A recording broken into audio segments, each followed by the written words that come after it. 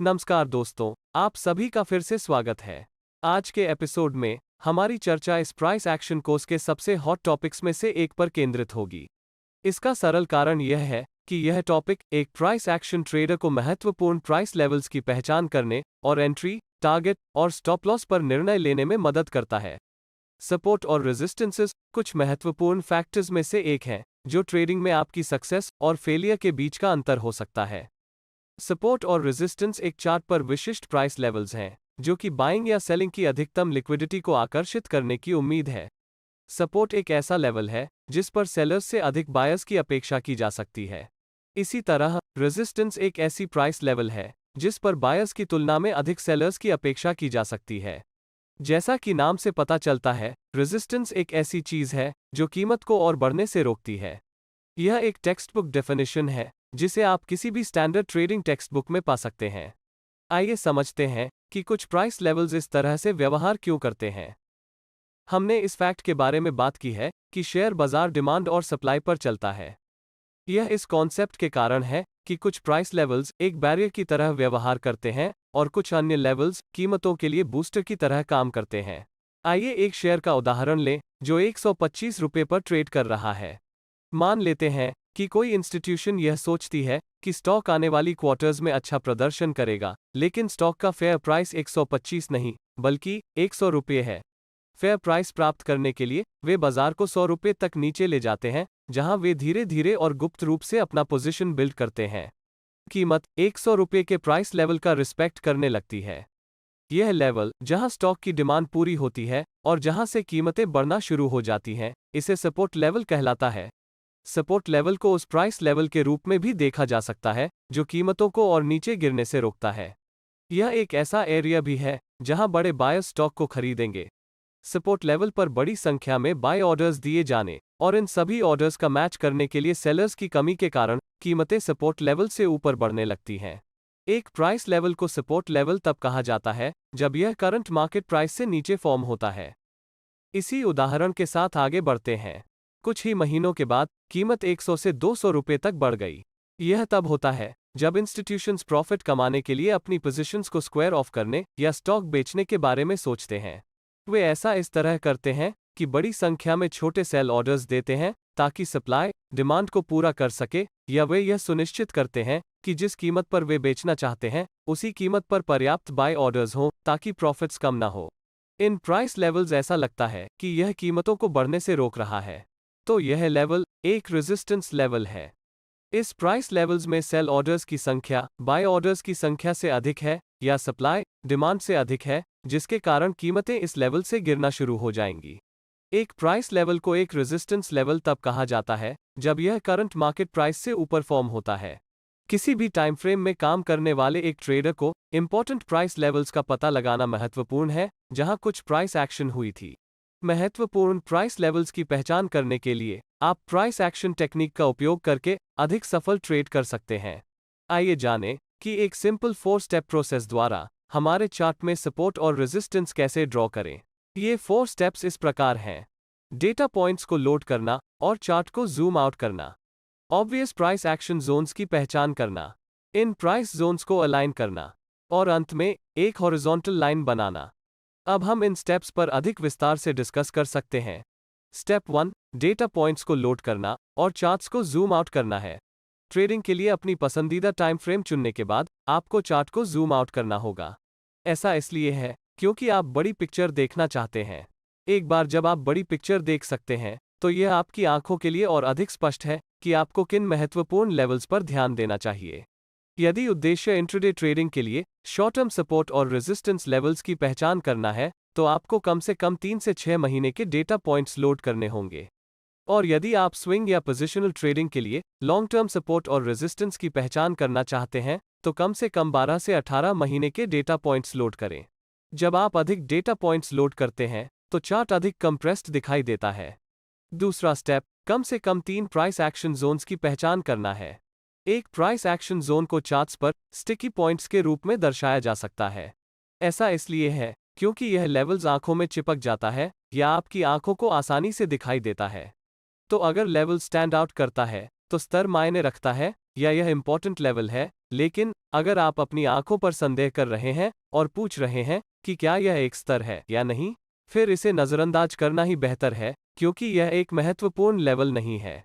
आप एक important level की पहचान कर सकते हैं जब कीमत फॉलोइंग सिचुएशंस में से कम एक बिहेवियर प्रदर्शित करती है। यानी नंबर 1, अगर कीमत एक शॉर्ट अप मूव के बाद आगे बढ़ने से हिचकिचाती है, और नंबर 2, अगर कीमत एक शॉर्ट डाउन मूव के बाद और नीचे जाने से हिचकिचाती है। और अंत में नंबर 3 तब होता है जब एक विशेष प्राइस पॉइंट्स पर शार्प रिवर्सल्स होता है। प्राइस एक्शन जोन्स की पहचान करने के ये कुछ तरीके हैं। अब तीसरा स्टेप पर चलते हैं। यह प्राइस एक्शन जोन्स को अलाइन करना है। जब आप 12 महीने के चार्ट को देखते हैं, तो जिस मेथड पर हमने अभी चर्चा की है, उसके द्वारा कई प्राइस एक्शन जोन्स की पहचान करना आम बात है। लेकिन हमें इन सभी प्राइस लेवल्स को ट्रैक करने की आवश्यकता नहीं है। मुख्य विचार यह है कि सेम प्राइस लेवल्स पर कम से कम 3 प्राइस एक्शन पॉइंट्स की पहचान करना है। लेकिन इन प्राइस एक्शन एरियाज की पहचान करते समय ध्यान देने योग्य एक महत्वपूर्ण बात यह सुनिश्चित करना है कि ये प्राइस पॉइंट्स टाइम के आधार पर अच्छी दूरी पर होनी चाहिए। मतलब, स्पॉट किए गए 2 प्राइस पॉइंट्स के बीच एक अच्छा टाइम डिफरेंस होना चाहिए। 2 प्राइस एक्शन पॉइंट्स के बीच जितनी अधिक दूरी होगी, सपोर्ट और रेजिस्टेंस उतना ही अधिक शक्तिशाली होगा, या हम कह सकते हैं कि लेवल एक मेजर प्राइस लेवल है। अब प्राइस एक्शन जोन्स को पहचानने और अलाइन करने के बाद हम स्टेप 4 पर आगे बढ़ते हैं, जो एक हॉरिजॉन्टल लाइन प्लॉट करना है। हमारे द्वारा पहचाने गए प्राइस एक्शन जोन्स को एक हॉरिजॉन्टल लाइन से कनेक्ट करें। लाइन खींचने के बाद आपको मैक्सिमम नंबर ऑफ टचेस प्राप्त करने के लिए अपने लाइन को एडजस्ट करना होगा। जितना अधिक पॉइंट्स लाइन को टच करें, उतना अच्छा है, क्योंकि जितने अधिक टचेस होंगे, प्राइस लेवल उतना ही मजबूत होगा, जो मेजर सपोर्ट या रेजिस्टेंस के रूप में कार्य करेगा। तो आप कैसे बताते हैं कि आपने एक सपोर्ट लाइन खींची है या आपने रेजिस्टेंस लाइन खींचा है? जैसा कि हमने चर्चा की है कि यदि करंट मार्केट प्राइस उस लाइन से ऊपर रहता है जिसे हमने खींचा है, तो यह एक सपोर्ट लेवल के रूप में कार्य करेगा। इसी तरह, यदि करंट मार्केट प्राइस उस लाइन से नीचे रहता है जिसे हमने खींचा है, तो यह एक रेजिस्टेंस लेवल के रूप में कार्य करेगा। सपोर्ट और रेजिस्टेंस लेवल्स की योजना बनाते समय अधिकांश ट्रेडर्स एक सामान्य गलती करते हैं। यह अप्रॉक्सिमेशन रिस्क है। आमतौर पर सपोर्ट और रेजिस्टेंस की पहचान करते समय आप अप्रॉक्सिमेशन रिस्क का शिकार हो जाते हैं। समझने वाली बात यह है कि बाजार केवल एक प्राइस लेवल का रिस्पेक्ट नहीं करेगा, बल्कि संबंधित प्राइस लेवल्स के एक ग्रुप या कीमतों के एक जोन का रिस्पेक्ट करेगा। इसलिए हमें हमेशा एरर्स के लिए जगह देनी होगी। प्राइस लेवल्स को एक रेंज में दर्शाया जाना चाहिए, न कि किसी एकल प्राइस पॉइंट पर। इसका सीधा सा मतलब है कि सपोर्ट और रेजिस्टेंस लेवल्स को प्लॉट करने के लिए एक लाइन खींचने के बजाय हमें वास्तव में इसे एक एरिया या एक जोन के रूप में रिप्रेजेंट करना चाहिए जहां प्राइस एक्शन हो रही है। यह याद रखने का एक महत्वपूर्ण आइडिया है, जब आप सपोर्ट और रेजिस्टेंस लेवल्स का ट्रेड करते समय टारगेट्स और स्टॉप लॉसेस को निर्धारित करते हैं। विशेष रूप से यदि आप अपने स्टॉप लॉस को एक सिंगल सपोर्ट या रेजिस्टेंस लाइन के आधार पर रख रहे हैं, तो आप अपने स्टॉप लॉस को बहुत बार हिट कर सकते हैं। आइए बात करते हैं कि सपोर्ट और रेजिस्टेंस लेवल्स कितने रिलायबल हैं। सपोर्ट और रेजिस्टेंस लेवल्स केवल कीमतों के संभावित रिवर्सल होने का संकेत हैं। इसका मतलब यह नहीं है कि हम निश्चित हो सकते हैं कि प्राइस रिवर्सल होने वाला है। इसका मतलब है कि अकेले सपोर्ट और रेजिस्टेंस ही सफलता की होली ग्रेल नहीं है, बल्कि कुछ ऑप्टिमाइजेशन टेक्निक्स हमें हाई क्वालिटी वाले ट्रेड्स की पहचान करने में मदद करेंगी। याद रखें कि जब आप क्वालिटी की तलाश करते हैं, तो क्वांटिटी हमेशा कम हो जाती है, लेकिन यह एक अच्छा कॉम्प्रोमाइज है जो लेने लायक है। विचार यह है कि बहुत सारे बेकार ट्रेड्स की पहचान करने और अपनी जेबें फोड़ने के बजाय क्वालिटी वाले ट्रेडिंग सिग्नल्स की पहचान की जाए। यह हमें एक इंपॉर्टेंट कॉन्सेप्ट की ओर ले जाता है। क्या होगा यदि हमारे पास हर ट्रेड के लिए एक चेकलिस्ट है? हमारे द्वारा कोई ट्रेड शुरू करने से पहले चेकलिस्ट एक गाइडिंग प्रिंसिपल के रूप में कार्य करेगी। ट्रेड्स को चेकलिस्ट में निर्दिष्ट कंडीशंस या रूल्स का पालन करना चाहिए। अगर ऐसा होता है तो हम ट्रेड करते हैं, वरना हम ट्रेड छोड़ देते हैं और एक अन्य ट्रेड अपॉर्चुनिटी की तलाश करते हैं जो चेकलिस्ट का अनुपालन करता है। इतना ही नहीं, हमें केवल एक कंफर्मेशन के साथ ट्रेड करने की आदत नहीं बनानी चाहिए, यानी यदि कीमत सपोर्ट और रेजिस्टेंस लेवल्स तक पहुंच जाती है, तो हमें प्राइस रिवर्सल की प्रत्याशा में ट्रेड करने में कूद नहीं जाना चाहिए। यह उस तरह काम नहीं करता है। इसके बजाय हमें और कॉन्फर्मेशंस की तलाश करनी चाहिए। पिछले एपिसोड में हमने प्राइस एक्शन कैंडलस्टिक्स के बारे में बात की है, जो बहुत इंपॉर्टेंट है।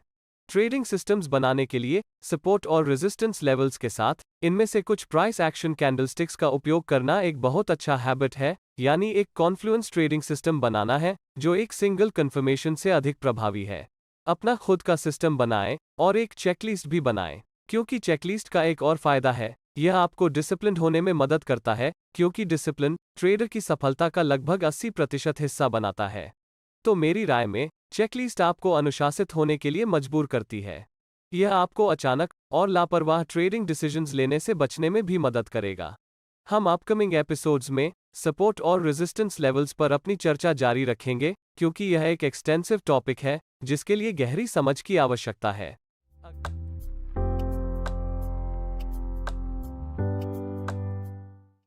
हेलो दोस्तों, चैनल में आपका फिर से स्वागत है।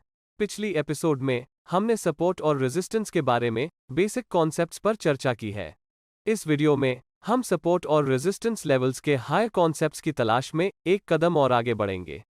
हम सीखेंगे कि यह कैसे निर्धारित किया जाए कि कोई लेवल्स टूटेगा या नहीं, और यह भी चर्चा करेगा कि सपोर्ट और रेजिस्टेंस का उपयोग करके ट्रेडिंग कैसे करें, यानी अगर हमें ब्रेकआउट्स का ट्रेड करना चाहिए या हमें रिवर्सल्स का ट्रेड करना चाहिए। और अंत में हम उन ट्रेड्स को खोजना सीखेंगे जिन्हें अन्य ट्रेडर्स नोटिस करने में विफल रहते हैं। आइए तुरंत शुरू करें। पहला और सबसे महत्वपूर्ण सवाल यह है कि कैसे पहचानें कि कोई सपोर्ट या रेजिस्टेंस लेवल कब टूटेगा। जब आप रेजिस्टेंस लेवल में हायर लोज की एक श्रृंखला देखते हैं, तो आपको रेजिस्टेंस पर बेचने से बचना चाहिए। इसका कारण बहुत ही सरल है। मैं आपको एक उदाहरण देता हूं। मान लीजिए कि आपके हाथ में यह हथौड़ा है जो बहुत बड़ा और मजबूत है, और आपके ठीक सामने एक ब्रिक की दीवार है। आप हथौड़ा लेते हैं और आप उसे बार बार दीवार से टकराते हैं। मैं आपसे पूछना चाहता हूं कि क्या ब्रिक की दीवार के बने रहने की संभावना है या इसके टूटने की संभावना है? कॉमन सेंस आपको बताएगा कि ब्रिक की दीवार टूटने की संभावना अधिक है। और यह बिल्कुल वही कॉन्सेप्ट है जब एक शॉर्ट पीरियड के भीतर एक रेजिस्टेंस लेवल का कई बार टेस्ट किया जाता है। संभावना है कि रेजिस्टेंस लेवल टूट जाएगा।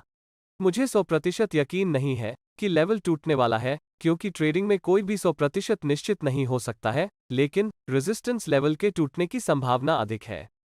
और इसी तरह जब आप सपोर्ट लेवल में लोअर हाइज की एक श्रृंखला देखते हैं, तो संभावना है कि सपोर्ट लेवल टूटने वाला है। ऐसा इसलिए है क्योंकि कीमतें शॉर्ट पीरियड में कई बार सपोर्ट लेवल को टेस्ट करती हैं। हम इस वीडियो में इस विचार को और आगे बढ़ाएंगे जब हम ब्रेकआउट ट्रेड्स के बारे में बात करेंगे। एक और बहुत इंपॉर्टेंट सवाल यह है कि ट्रेडिंग के लिए सर्वोत्तम सपोर्ट और रेजिस्टेंस एरियाज को कैसे खोजा जाए। हम इस प्रश्न को दो ट्रेड आइडियाज के साथ देख सकते हैं। एक ब्रेकआउट्स है और दूसरा है रिवर्सल्स। हम समझेंगे कि कब ब्रेकआउट ट्रेड करना चाहिए और कब रिवर्सल ट्रेड करना चाहिए। आइए रिवर्सल ट्रेडिंग के विचार से शुरू करें। इस प्रकार के रिवर्सल ट्रेडिंग से जुड़ा सबसे इंपॉर्टेंट प्रश्न यह है कि आप कैसे जानते हैं कि एक विशेष लेवल बरकरार रहेगा या नहीं। यदि सपोर्ट या रेजिस्टेंस लेवल बना रहता है, तो ही आप एक रिवर्सल ट्रेड में प्रवेश कर सकते हैं, वरना आप ट्रेड के गलत पक्ष में रहेंगे और नुकसान में समाप्त होंगे। रिवर्सल ट्रेडिंग करने के लिए मैं आपको कुछ टिप्स दूंगा। पहली और सबसे इंपॉर्टेंट बात यह है कि आपको एक मार्केट स्ट्रक्चर में एक पावर मूव या एक मोमेंटम मूव या एक मजबूत प्राइस मूव देखना होगा। इसका मतलब यह है कि यदि आपने सपोर्ट या रेजिस्टेंस एरियाज को खींचा है, तो आप उस लेवल में एक मजबूत प्राइस मूव को देखना चाहते हैं। मजबूत मूव से मेरा मतलब है लार्ज बॉडीड कैंडलस्टिक्स। इसका मतलब है कि एक रेजिस्टेंस एरिया के लिए हम मजबूत बुलिश कैंडल्स को रेजिस्टेंस में आते हुए देखना चाहते हैं, और एक सपोर्ट एरिया के लिए हम मजबूत बेरिश कैंडल्स को सपोर्ट में आते देखना चाहते हैं। पावर मूव या मोमेंटम मूव से मेरा यही मतलब है। मुझे पता है कि यह काउंटर इंट्यूटिव लगता है कि एक मजबूत प्राइस मोमेंटम होने पर किसी को रिवर्सल ट्रेड क्यों करना चाहिए। यानी जब रेजिस्टेंस लेवल में इतनी स्ट्रॉन्ग बुलिश मोमेंटम है, तो आप क्यों बेचना चाहते हैं, और जब सपोर्ट लेवल में इतनी मजबूत बेरिश मोमेंटम है, तो आप क्यों खरीदना चाहते हैं। अभी चिंता न करें, क्योंकि जैसे जैसे हम आगे बढ़ेंगे आपको स्पष्ट हो जाएगा कि मैं इस बारे में क्यों बात कर रहा हूं। ध्यान रखने वाली दूसरी बात यह है कि आपको एक एरिया ऑफ वैल्यू से, यानी सपोर्ट या रेजिस्टेंस लेवल से स्ट्रॉन्ग प्राइस रिजेक्शन देखनी चाहिए। यह प्राइस रिजेक्शन पिन बार के रूप में हो सकती है। पिन बार एक शूटिंग स्टार, हैमर आदि हो सकता है।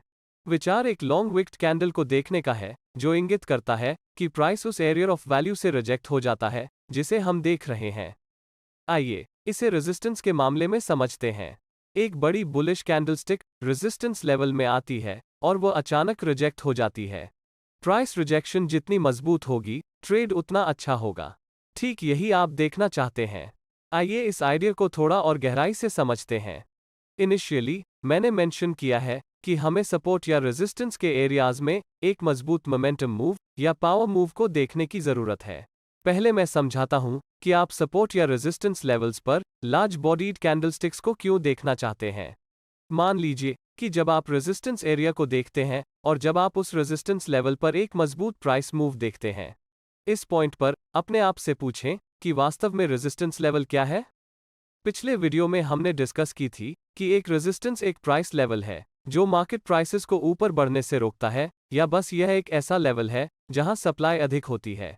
और आप यह भी सोचें कि आप वास्तव में अपोजिंग प्रेशर का सामना कहां करेंगे, या बस आपको क्या लगता है कि बायर्स कहां आएंगे ताकि वे अच्छी कीमतों पर खरीद सकें। यदि आप एक अच्छी प्राइस लेवल के बारे में सोचते हैं जिसमें बायर्स आएंगे, और यदि आप चार्ट को देखते हैं, तो संभावना है कि बायर्स हमेशा सपोर्ट के एरिया में खरीदना पसंद करेंगे। यह एक ऑब्वियस मार्केट लेवल है जहां बायर्स किसी विशेष सपोर्ट लेवल पर कीमत के दोबारा रीटेस्ट होने या रिवर्सल होने की प्रतीक्षा कर सकते हैं ताकि वे खरीद सकें या वे लॉन्ग एंट्री ले सकें। इसके अलावा रेजिस्टेंस लेवल से प्राइस रिजेक्शन इंगित करती है कि बायर्स हायर प्राइसेस पर खरीदने को तैयार नहीं हैं, और यह एक शॉर्ट ट्रेड करने का सबसे अच्छा समय है। दूसरा कारण यह है कि एकमात्र एरिया जहां आपको बायर्स के बाजार में वापस आने से डरना पड़ता है वह सपोर्ट लेवल है। रेजिस्टेंस लेवल पर एक शॉर्ट ट्रेड लेने का एडवांटेज यह है कि आप सपोर्ट और रेजिस्टेंस लेवल्स के बीच के अंतर का लाभ उठा सकते हैं ताकि एक उच्च रिवॉर्ड टू रिस्क प्राप्त किया जा सके। हालांकि क्या होगा यदि आपको एक विशेष लेवल पर एक मजबूत प्राइस मूव या प्राइस मोमेंटम नहीं मिली है। इसके बजाय आपको जो मिलता है वह इस तरह के बहुत सारे प्राइस स्विंग्स के साथ एक बहुत ही चॉपी प्राइस मूव है, तो रेजिस्टेंस लेवल से शॉर्ट करना एक अच्छा आइडिया नहीं है। अब अपने आप से वही सवाल पूछें कि अपोजिंग प्रेशर कहां से आएगा, यानी बायर्स को अच्छी बाय प्राइस कहां से मिलेगी। इस मामले में यह प्राइस संभावित रूप से इन स्विंग प्राइस लेवल्स पर हो सकती है। एक ट्रेडर के लिए इसका क्या अर्थ है जो रेजिस्टेंस से शॉर्ट करने की सोच रहे हो। इसका सीधा सा मतलब है कि जब प्राइस इन स्विंग लेवल्स में नीचे आती है तो आपको अपोजिंग प्रेशर का सामना करना पड़ सकता है जो आपके ट्रेड के खिलाफ हो सकता है और आपको अच्छा रिवॉर्ड टू रिस्क नहीं मिलेगा। यही कारण है कि जब इस प्रकार की स्टेयर स्टेपिंग प्राइस एक्शन या लेवल्स में स्विंग टाइप की प्राइस एक्शन होती है तो आपको एक शॉर्ट ट्रेड नहीं करना चाहिए। इसका कारण यह है कि ये सभी minus swing low levels opposing pressure के रूप में कार्य करते हैं जहां बायर्स एंट्री ले सकते हैं और आपके ट्रेड के खिलाफ कीमत बढ़ा सकते हैं। आप एक पर्टिकुलर लेवल पर लार्ज बॉडीड कैंडल्स या लार्ज मोमेंटम कैंडलस्टिक्स को क्यों देखना चाहते हैं। इसका कारण एक बहुत ही सिंपल आइडिया है। अक्सर जब एक मजबूत प्राइस मूव होती है, उदाहरण के लिए एक रेजिस्टेंस लेवल में एक मजबूत बुलिश प्राइस मूव होती है, तो अधिकांश ट्रेडर्स केवल ब्रेकआउट्स पर बाइंग करना चाहेंगे। मुझे यकीन है कि आपने शायद इसे स्वयं किया होगा। जब एक मजबूत मोमेंटम मूव होती है तो आप सोच रहे होंगे, चलो ब्रेकआउट पर खरीदते हैं, बाजार में मोमेंटम आ रही है और यह रैली करना जारी रखेगा। तो उस पॉइंट पर सरल निर्णय इसे खरीदना है। अब यहीं से कहानी में ट्विस्ट आता है। आप अपना स्टॉप लॉस कहां रखेंगे? चूंकि आप एक ब्रेकआउट ट्रेड ले रहे हैं, इस बात की बहुत अधिक संभावना है कि आप इसे रेजिस्टेंस के तहत रखेंगे, शायद रेंज के बीच में या रेंज में कहीं नीचे या सपोर्ट लेवल से भी नीचे। यह इंपॉर्टेंट क्यों है? इसका मतलब यह है कि यदि ब्रेकआउट फेल हो जाता है तो यह स्टॉप लॉस ऑर्डर के इन सभी क्लस्टर्स को हिट करने जा रहा है जिन्हें रेजिस्टेंस लेवल्स के तहत रखा गया है। और अगर ध्यान दें तो स्टॉप लॉस ऑर्डर्स के ये क्लस्टर्स क्या हैं जो रेजिस्टेंस लेवल के नीचे वेट कर रहे हैं? वे केवल मार्केट से बाहर निकलने या उन पोजीशंस को स्क्वायर ऑफ करने के ऑर्डर्स हैं जो उन ब्रेकआउट ट्रेडर्स द्वारा रखे गए थे जिन्होंने स्टॉक पर लॉन्ग ट्रेड्स लिए गया था। इसका मतलब है कि ये वास्तव में सेल स्टॉप लॉस ऑर्डर्स हैं जो बाजार में और सेलिंग प्रेशर को प्रेरित करेगा। मार्केट स्ट्रक्चर में बुलिश मूव जितनी मजबूत होगी उतने ही अधिक ब्रेकआउट ट्रेडर्स नए ट्रेडों में प्रवेश करेंगे और अधिक बाइंग होगी। बदले में अधिक बायर्स का अर्थ है रेजिस्टेंस लेवल के नीचे अधिक सेल स्टॉप लॉस ऑर्डर्स होगा। और यदि कोई प्राइस रिवर्सल होता है या यदि प्राइसेस वापस नीचे की ओर उलट जाती है, तो यह इन ब्रेकआउट ट्रेडर्स के सभी सेल स्टॉप लॉस ऑर्डर्स को हिट करेगा। याद रखने वाली एक और महत्वपूर्ण बात यह है कि कीमत किसी पर्टिकुलर लेवल से जितनी देर दूर रहती है, ट्रेड उतना ही बेहतर होता है। और ऐसा क्यों है? बात यह है कि जितनी देर तक प्राइस एक पर्टिकुलर लेवल